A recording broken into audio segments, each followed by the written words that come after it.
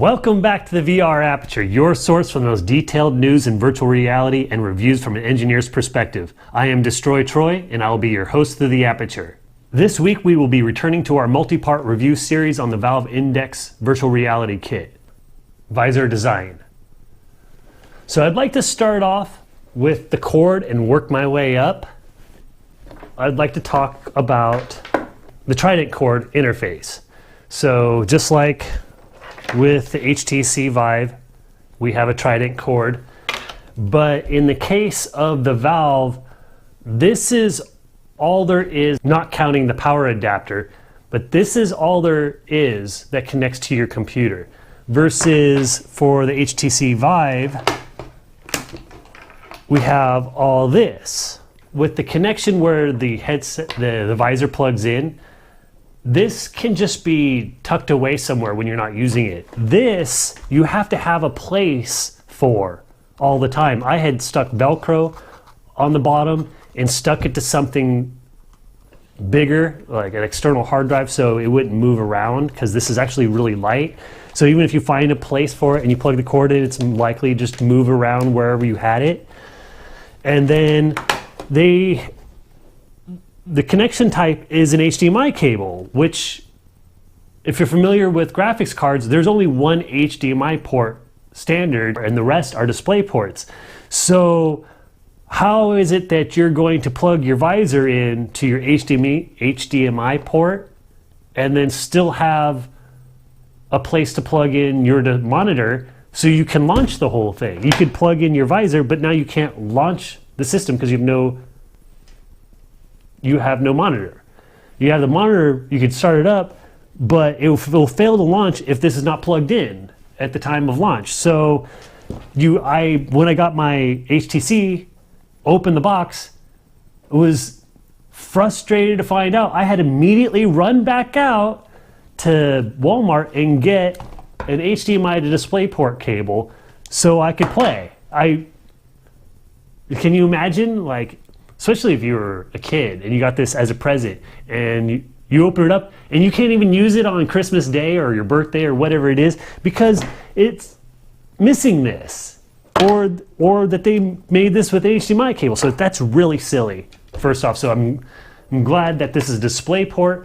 I'm glad that there's no box, that it's just a cable that it just plugs into that you can tuck away. It's just less clutter. To help with the clutter with the HTC, I use something like this, which is like a spiral wrap, and I would wrap all the cords, these cords together, in addition to the cord for my wireless headphones.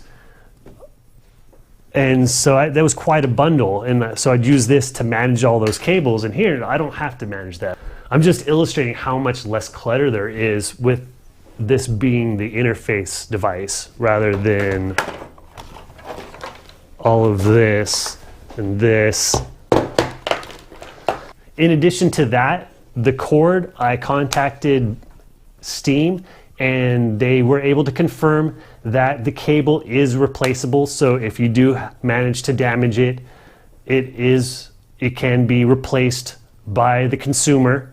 It doesn't have to be sent in for RMA, but Steam did say that the connection underneath the face mask for the cable can take a considerable amount of force to remove and reinsert. So just FYI, if you ever have to replace your cord.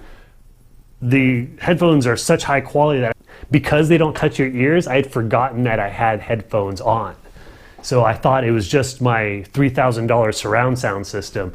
So I don't use my headset anymore, my $330 headset. But if you do decide that you want to wear your own headphones, your own headset, I was able to confirm I hadn't heard any news about this since before the release, and no review videos subsequent that I've seen have mentioned this, but the headphones are removable. I was able to confirm that with Steam. I wrote them and they wrote back. It just takes a T6 screwdriver to remove this screw right here. And this is on what they call a pogo connection. But in my case, I think I'm just going to continue using these headphones because it's so convenient. One, having this Pro strap versus this one, I actually kind of still feel that this strap is more comfortable, but the headphones are such high quality and the effect of it being off ear is so interesting and such an immersive feel because it doesn't feel like it's coming from inside your ears. It feels like it's coming from out external, like from the room. Like let's say the tutorial video where you're in that big hangar room, you actually get that audible experience of the echo, that you're really in a very large room or hangar type space. So I think that my $330 headphones are going to be sitting on the shelf for a while. So that's really interesting. I did not expect that. I thought for sure when I saw the pictures before the release, I'm like, oh, those headphones will be coming off immediately. But I'm sticking with them. So that's really, really exciting. So in my first video, I covered resolution, so I won't be covering that today. I covered it quite extensively, in fact. But I do want to mention the adjustment for the lens height to your face, and that the adjustment knob on this is really nice. At first I didn't notice, like the HTC, that it was a clicking knob, so it had discrete distances that the lenses will retract or extend to. But if you push in, it will go any small adjustment you would like. And you can get those lenses so close they will actually push up against your eyebrows. So I really like that design feature. You can extend your field of vision as far as your face will allow those lenses to come in closer. It's just so neat to be able to just pull those lenses. You just see the world just come in closer and just wrap around your head, and that's such a great experience. Front-facing cameras, they're dual front-facing cameras, as you can see.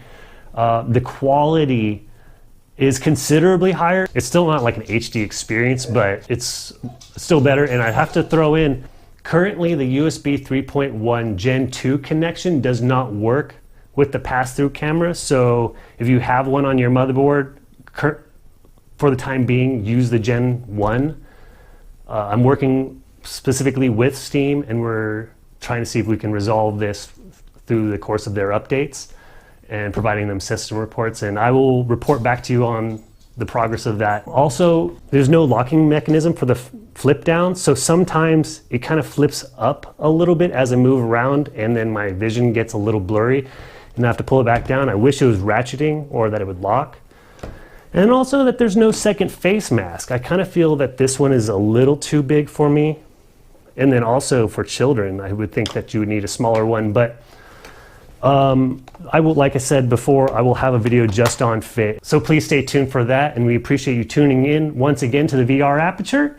If you like this video, please hit the thumbs up, and if you'd like to support this channel, please subscribe. Thank you, and have a great week.